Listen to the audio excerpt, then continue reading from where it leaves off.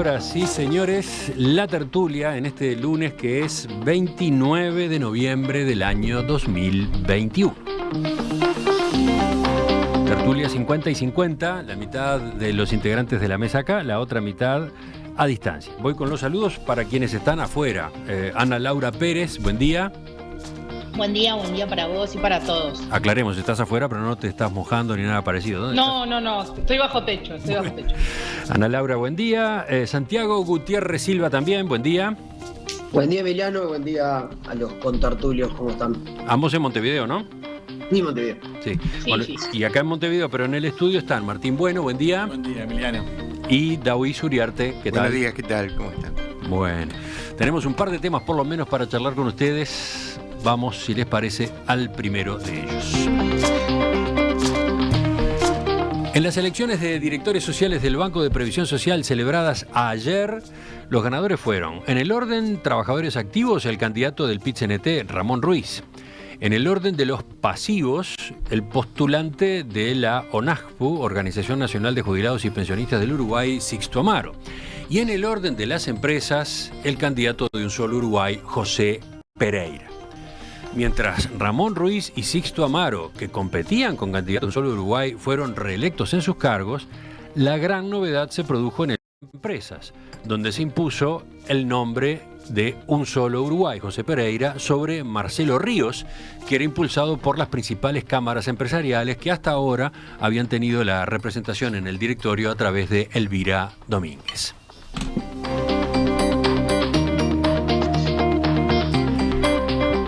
Con el escrutinio ya completado por la Corte Electoral, ¿qué dicen los números? Pereira ganó en el rubro empresas con 78.166 votos frente a 50.667 de Ríos. En este orden, el voto en blanco más anulado fue el más alto de los tres, 27%. En el orden de los jubilados, Amaro obtuvo más de 48.000 votos, Victoria Paz de Un Solo Uruguay 121.000 y Héctor Morales, de la Coordinadora de Jubilados y Pensionistas del Uruguay, 24.300. Allí los votos en blanco y anulados llegaron al 12%. Y en el orden de los activos, Ruiz consiguió 426.455 votos y Lisboa, que era su oponente, 252.000. Sufragios en blanco más anulados, 22% del total emitido. Más información, ¿qué pasó con la participación? Fue 77% de los habilitados, un punto porcentual más que la que se dio en los comicios anteriores del año 2016. Bueno, acabo de hacer un resumen muy apretado, con algunos números, pero me interesaría saber qué dicen ustedes, después de todo lo que se habló de estas elecciones en las semanas previas, después de tantas dudas que había, por ejemplo, sobre la participación. Bueno, a ver, ¿por dónde arrancan? Martín, tú, escéptico número uno. Sí, absolutamente. Absolutamente. A ver, lo primero que a mí me cuesta mucho es hacer análisis políticos de estos resultados. Y yo veo que hay como muchas ganas de hacer análisis políticos. Y buscar, ayer veía a un muy respetado, y que realmente yo respeto mucho, que es Chaschetti, y que le tengo un profundo respeto y creo que dice cosas muy interesantes y muy inteligentes, pero con un tuit que terminaba diciendo algo así como: se terminó la ola multicolor. Yo qué sé, una elección del BPS, la elección, asociaba la del BPS, la del Codicen, la del sindicato médico, todos las anteriores microclimas absolutamente específicos, y esta elección que yo creo que no, o sea, nadie sabía muy bien qué estaba votando, para qué estaba votando. El máximo reflejo que podía haber en la gente más politizada era decir, bueno, ¿quién está con el gobierno y quién no está con el gobierno? Pero eso en una parte muy chiquita. O sea, 77% de participación, cuando generalmente estamos arriba del 90% en elecciones nacionales. O sea, una participación bastante baja, mucho voto en blanco, mucho voto anulado. Yo no le doy ninguna importancia y creo que es muy importante repensar si vale la pena hacer una movida de elección obligatoria de estas características para elegir a 3 representantes de 7, cuando los otros 4 los elige el gobierno y tienen mayoría. O sea, es un ejercicio electoral, desde mi óptica, bastante inútil y esto no tiene nada que ver con una opinión sobre las elecciones que sean obligatorias o no, porque esa es otra cosa que acá hay mucho, que bueno, que uno por creer que estas elecciones deberían tener otras características, ya lo ponen en un lado de, estás en contra de la obligatoriedad. No, yo creo que hay elecciones que tienen que ser obligatorias, pero en este caso en particular me parece bastante ridículo. Bueno, Ana Laura, no sé si eras menos escéptica que Martín en la previa. No, yo soy bastante escéptica con estas elecciones. En general no. Con las Y elecciones entonces, no, cuando pero... te encontrás con que votó el 77% de los habilitados, ¿qué decís? Bueno, a mí me pasa que otra vez el lunes pasado lo hablábamos sobre otra cosa, ¿no? Pero me pasa eso, es como el camino uruguayo, ¿no? Siempre el tema del camino del medio. Insisto en que el camino del medio a veces está buenísimo, yo soy muy hincha del camino del medio para un montón de cosas, pero para otras no.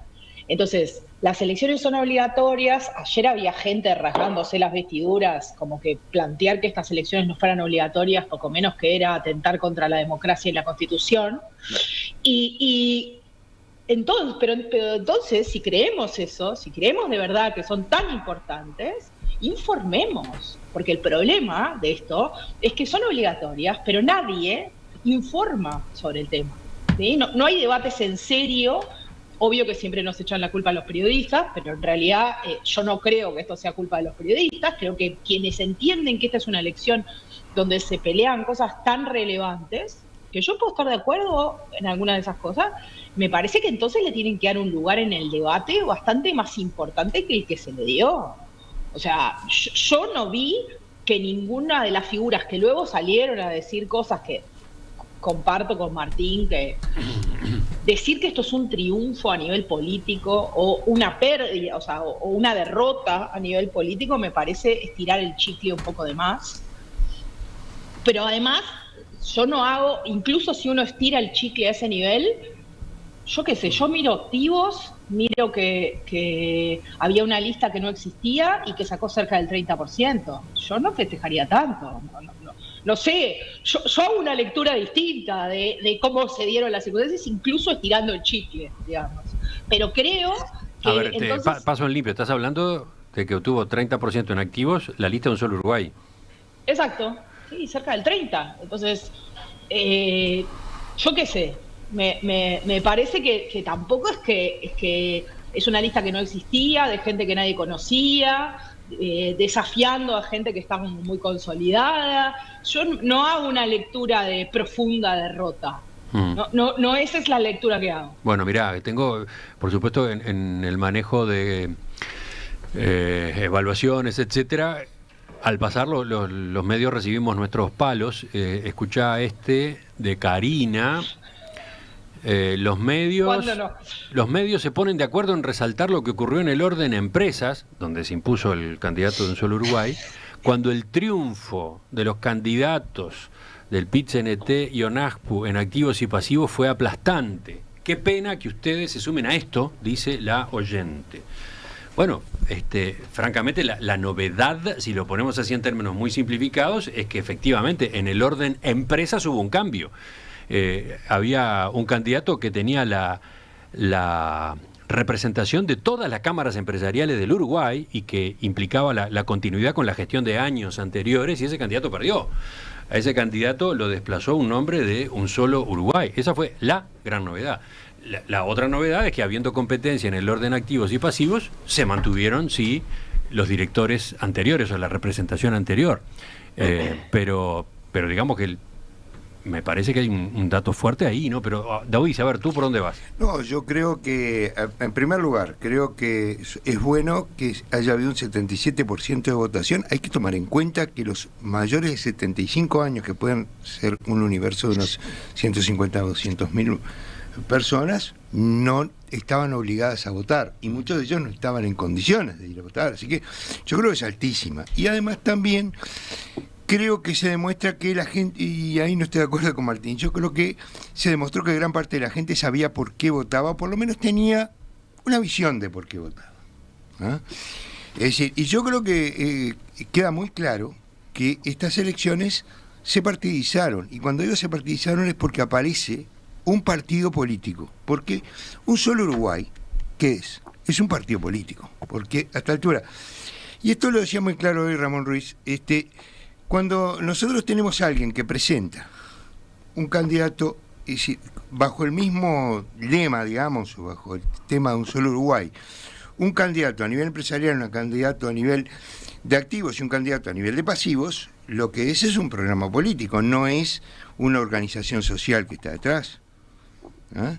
Que, es decir, yo sé que se tiende mucho a identificar las organizaciones sociales, el PIT-CNT con el Frente Amplio, NAF con el Frente Amplio, pero lo cierto es que son organizaciones sociales que tienen sus propios vínculos. Acá, Un Solo Uruguay presenta los 3 lugares. O sea, y obviamente, ¿por qué hay una representación triple en el Banco de Previsión Social? Porque es importante darle un lugar a las organizaciones sociales que naturalmente tienen cosas comunes y tienen cosas contradictorias. Y es lógico que haya posiciones contradictorias entre los empresarios y los trabajadores, o entre los empresarios, los trabajadores y los jubilados, porque muchas veces también los jubilados tienen posiciones contradictorias. Entonces, acá lo que resulta claro es que hubo un partido político que decidió presentarse a unas elecciones, y bueno, obtuvo un importante caudal. ¿Partido político? Sí. A ver, sino que me definan qué es Un Solo Uruguay, porque organización social no es. Y además tuvo el apoyo. Sí, parece que sí. En la Corte Electoral no está registrado. Bueno, no, pero creo que el concepto de partido político, desde el punto de vista sociológico, no pasa exclusivamente por presentarse a las elecciones. Yo en todo caso diría movimiento político. Bueno, un movimiento político. Movimiento político puede ser, movimiento político-social, una cosa así, ¿no? Pero lo que es claro es que tiene, digamos, una estructura, y además fue apoyado por algunos de los partidos políticos, porque acá hubo cosas muy claras. Y yo lo voy a decir con total.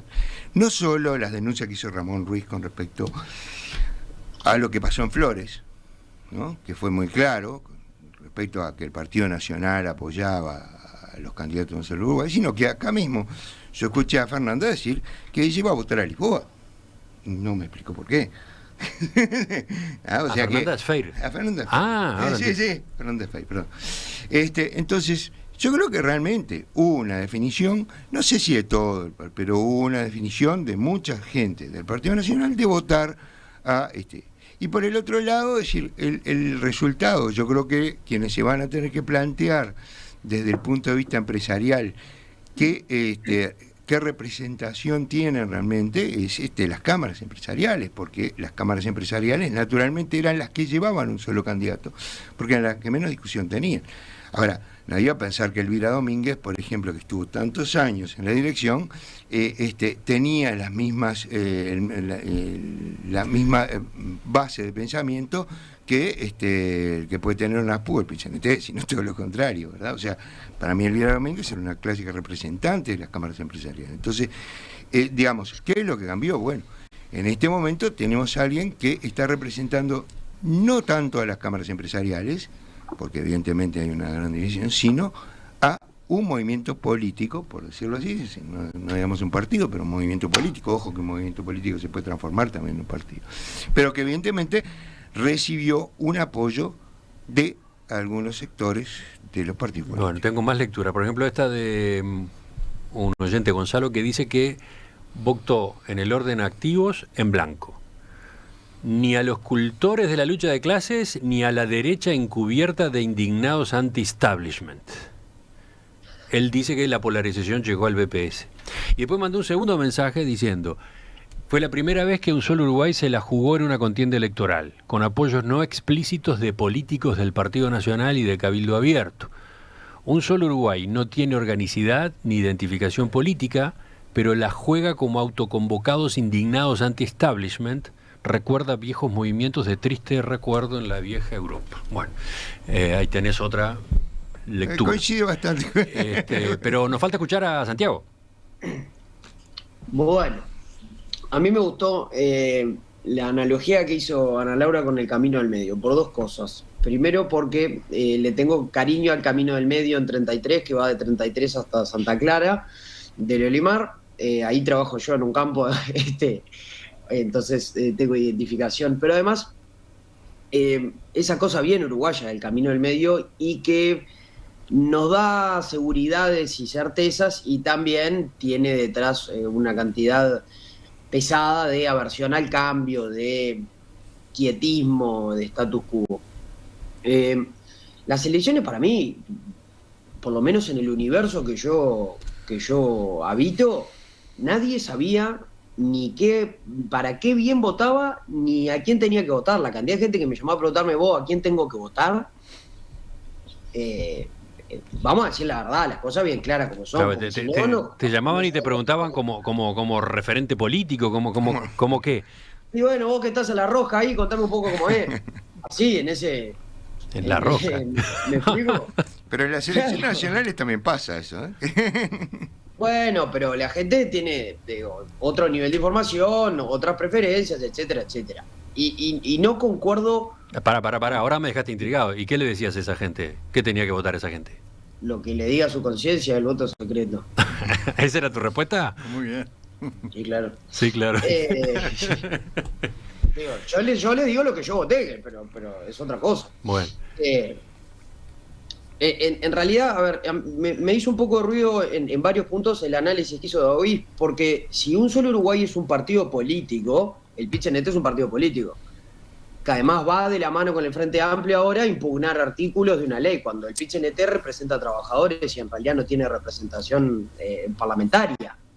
Entonces, no me parece que sea el lugar para poner a un solo Uruguay, que quizás mañana se integran a un partido político o forman su propio partido político, digo, no. Y también lo mismo, no nos vamos a trampa solitario para mirar para un lado de las cosas y para el otro no. Los kiosquitos del Frente Amplio ayer en la feria repartían las 11. Y repartían no me acuerdo cuál era la lista de Sixto Amaro. Entonces, explícito. No vamos a hacer trampa solitario. El Frente Amplio apoyaba a los candidatos del PIT-CNT y el de ONAJPU. Explícitamente. Sus legisladores, sus principales figuras los apoyaron explícitamente. Dentro del Partido Nacional había quienes apoyaban a unos y había quienes hicieron silencio. Hablo orgánicamente de lo que le refiere al Partido Nacional, pero no está en ningún lado que los dirigentes políticos no puedan apoyar la candidatura de fulano o mengano a un determinado organismo. Entonces, ahora sí tenemos... a mí me parece que son unas elecciones en que la gente tiene un nivel de desinformación muy grande, que no está claro bien ni para qué votó, ni qué votó, en general, digo, esto desde mi óptica, y que las estructuras que apoyaron a determinados candidatos me parece mucho más claro que la del PIT-CNT tenía un vínculo con el Frente Amplio, que hacer un vínculo fantasioso, porque por 2 tweets que vimos de un solo Uruguay con otra cantidad de cosas. Me parece que por lo menos para verlo por un lado hay que verlo para los dos lados. Y si un solo Uruguay es un partido político, el PIT-CNT ni que hablar, hace años que es un partido político. Bueno, Martín, tú fuiste el primero y tuviste después varias críticas, cuestionamientos por tu planteo inicial. Yo escuchaba el intercambio y el mensaje de los oyentes y Yadoís, y seguramente el que está mal soy yo. Pero realmente no entiendo de qué estamos hablando. O sea, llego a ese punto. O sea, lo que yo siento que es una discusión vacía de contenido. No, yo también, Martín. No, o sea, no importa nada esto que estamos hablando. Nada en el Uruguay, nada en el EPS, nada en la vida de ningún habitante de este territorio va a cambiar por esta elección desde ningún punto de vista. O sea, me parece que el ejercicio electoral por el ejercicio electoral, en todo caso, propongamos que el BPS sea como la Universidad de la República, que al menos en la UDELAR lo que se vota manda. Pero acá estamos ante una elección vacía de contenido. Lo que se vota no manda nada. No manda absolutamente nada, ni que hablar de las complejidades de mandar en el BPS, ¿no? Que hay que llamar al Ministerio de Economía, que está, o sea, que es todo un drama, ¿no? Entonces, creo que son esas cosas que tienen el Uruguay pintorescas, que capaz que están buenas, capaz que no lo sé, pero no le encuentro ninguna importancia, ninguna lectura, y en todo caso la única importancia que se le puede dar a esta elección es: ¿va a seguir siendo obligatoria o no va a ser más obligatoria? O repensemos este sistema. Si para un grupo de uruguayos les parece muy importante estas elecciones, bueno, que manden, que fruto de esta elección surja una mayoría que pueda gobernar el organismo. Digo, y eso yo sé que no se puede, porque este organismo gasta mucho dinero, por lo cual lo tiene que manejar el Poder Ejecutivo. Entonces, de vuelta, escepticismo absolutamente total, no le encuentro mucha bajada a tierra. ¿Quién sigue ahora? Yo quería centrar un poco el tema por lo que decía Martín. Yo creo que en realidad, ¿por qué es importante y por qué para mí es importante que sea una instancia democrática más allá del resultado práctico que esto puede tener en las decisiones del BPS y en las decisiones de seguridad social? Yo creo que hay un tema muy importante, y es que el concepto de democracia se ha venido ampliando, y se ha venido ampliando a través de lo que se llama las políticas públicas. En el siglo XIX y hasta mediados del siglo XX, las políticas públicas eran las definiciones que tomaba un gobierno, que ejecutaba un gobierno por sí y ante sí, una vez que en todo caso había elecciones, a veces democráticas se hacen. Desde mediados del siglo XX hasta hoy, el concepto de políticas públicas ha cambiado y las políticas públicas se diseñan, se integran y se realizan a través de una conjunción. Si bien quien los ejecuta son los gobiernos, se diseñan y se realizan a través de una multiplicidad de factores que vienen desde los organismos del exterior hasta las organizaciones sociales. Y esto es una definición que tomó la Asamblea de las Naciones Unidas en Viena en 1993 y por eso integra en los informes de país a las ONGs y por eso de alguna forma tradicionalmente se están integrando en todos los países, por lo menos para escuchar, para que se escuche, y no una vez cada 5 años, sino que se escuche durante todo el tiempo, qué tienen para decir los afectados por esas políticas. O sea, las corporaciones sociales que van a ser afectadas por esas políticas. Y eso fue un avance para mí de la Constitución del 76, porque más allá de que un director o los 3 directores sociales no tienen la última definición, sí es importante que haya directores sociales que le digan a los directores políticos y en definitiva al gobierno, esto me perjudica, esto me favorece, yo quiero esto, yo quiero aquello. Y esa es la función. Creo que justamente, yo he escuchado hoy a Pereira, creo que está equivocado, no tiene la menor idea cómo funciona el EPS. Pero bueno, él hablando de quien pasa a ser el director por las empresas. Pasa a ser el director por las empresas. Pero lo que sí transmite, sin duda, es la posición no de todo el empresario nacional, pero sí de un sector importante que lo que quiere es que le bajen los intereses, que le bajen las formas de acción, la interpretación de las leyes que hace el BPS y todo lo demás. Y es lo que va a hacer, porque es lo que puede llegar a hacer. ¿Qué es lo que hace el representante de los jubilados? En realidad el representante jubilado, por ejemplo, hace años que viene pidiendo el aguinaldo para los jubilados, pero es importante que se escuche y han logrado cosas importantes, porque el tema de los cincuentones no se hubiese puesto en el tablero si no hubiese sido por las representaciones sociales. Y las políticas de salud y de vivienda del Ministerio tienen mucho que ver con la incidencia de estos actores, que no definen, pero sí son bloques de opinión importantes. Quizás se podría hacer, a ver, yo no estoy en desacuerdo con lo que tú decís, pero el mecanismo para elegirlos capaz que está un poco sobredimensionado. Capaz. Podría ser, de todas formas es constitucional, o sea, no la obligatoriedad, pero sí la elección, o sea que eso está fuera de discusión. Me preocupaba también que se hablara como si nunca hubiera habido una elección. Desde el año 92 tenemos estas elecciones, o sea, que no haya habido otros candidatos, por ejemplo, en el área empresarial, pero siempre hubo algún tipo de... Era en otra fecha, ¿no? Era en otra fecha. Era en otra fecha y yo creo que eso ha sido muy importante, porque en una fecha, en marzo, el país recién está despertando, entonces está muy bien que se hayan hecho en noviembre y creo, ojalá se sigan haciendo. Más temprano, cuando lo entrevistábamos, Ramón Ruiz destacaba esta nueva ubicación en el calendario de las elecciones del BPS como un factor que habría contribuido a una mayor participación, a que tuviera mayor visibilidad de los comicios y eventualmente las propuestas, los candidatos. Ana Laura, Santiago. Yo quiero decir 2 cosas. Una, que estoy como muy de acuerdo con Martín, en que estamos en un momento en el que el Uruguay tendría que discutir cosas donde se le va la vida y normalmente tenemos la tendencia a discutir cosas donde claramente no se nos estaría yendo la vida, ¿no? Con un nivel de intensidad como maravilloso. Creo que tenemos, por decirlo obvio, tenemos problemas en la educación gigantescos que no resolvemos hace décadas y no es un tema que genere ni la mitad de la pasión que genera este. La seguridad social después, es importante, ¿eh? Es muy importante. Sí, en un país de gerontes, digamos, es más importante todavía. Digo, porque me parece que es importante también ponerlo sobre la mesa, que muchas de estas cosas, digamos, ¿dónde había realmente participación? ¿No? ¿Dónde había más allá del 70, que más del 75 no se vota?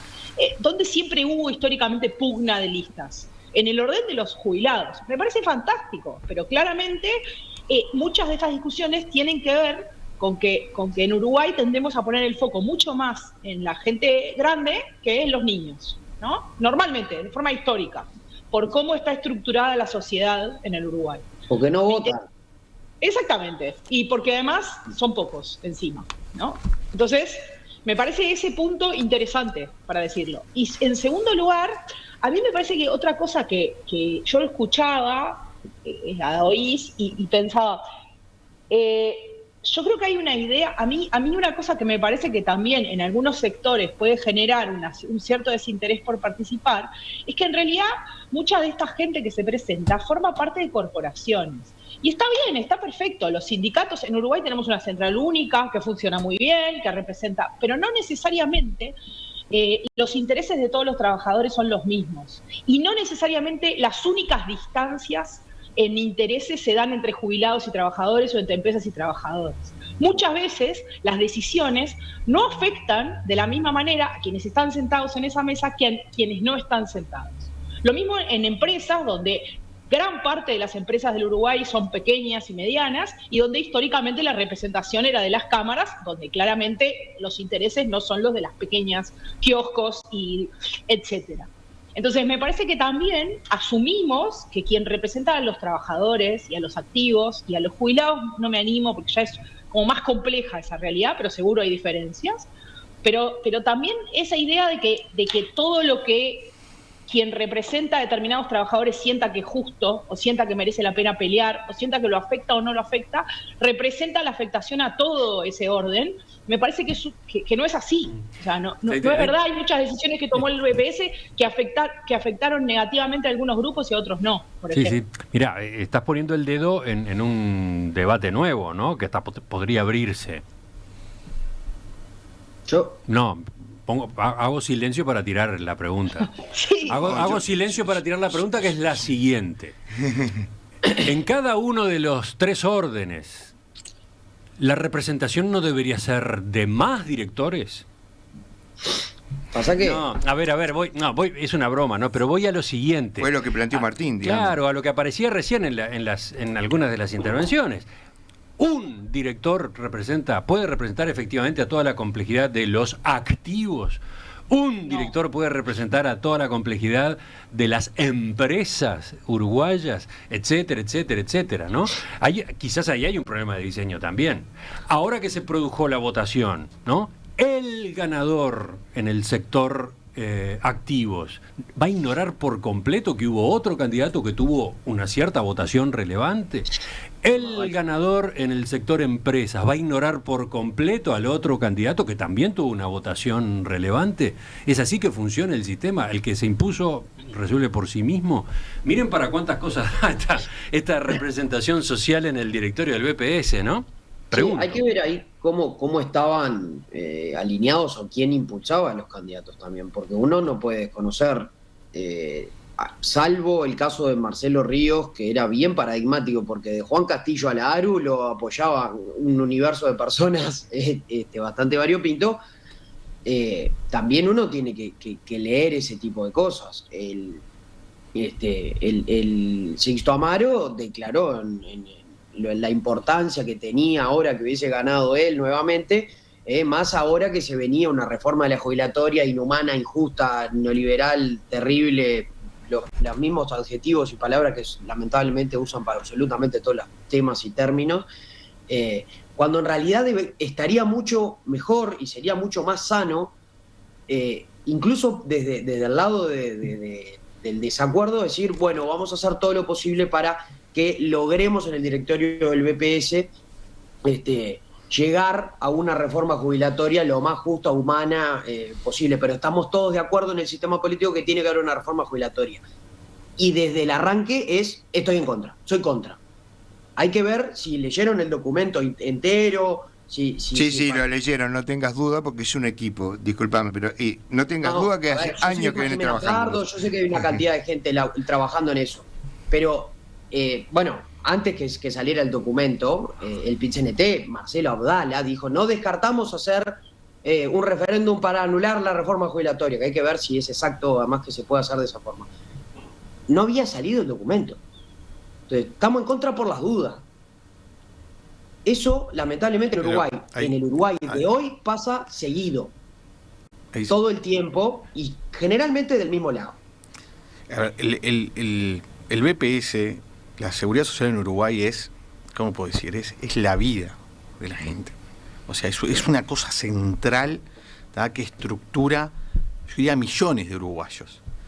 No debe haber referéndum más fácil para ganar un referéndum para cualquier cosa que trate de alterar de cualquier manera algo que se pueda decir que tenga que ver con lo que la gente cobra, esos 3 pesitos que cobra a fin de mes. Ya se ganaron dos reformas constitucionales. Absolutamente. Pero eso es política electoral mínima, porque estamos todos de acuerdo en cosas básicas, y si lo miramos electoralmente, partidariamente, la reforma de la caja del sistema jubilatorio, vamos a tener un problema grandísimo, y ninguno de nosotros, nuestros hijos, bueno, o sus hijos y yo, Qué malo que sos, Santiago, ¿no tiraste? Qué mal tipo Si ustedes me permiten, voy a poner puntos suspensivos acá porque nos fuimos del tema.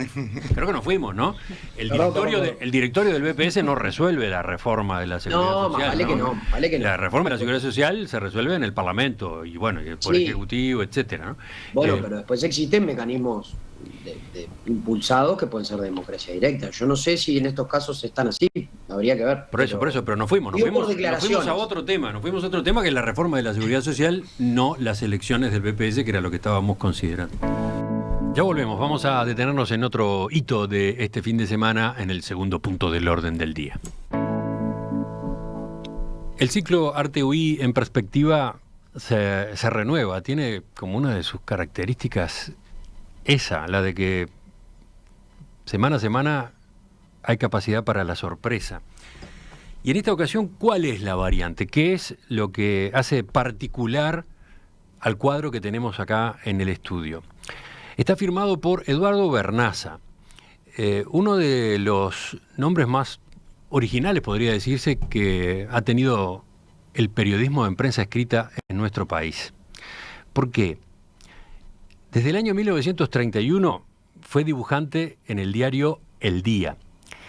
Y allí, además de escribir sus crónicas de espectáculos, publicaba croquis de cada uno de ellos que había realizado en la propia sala mientras observaba el desempeño de los artistas.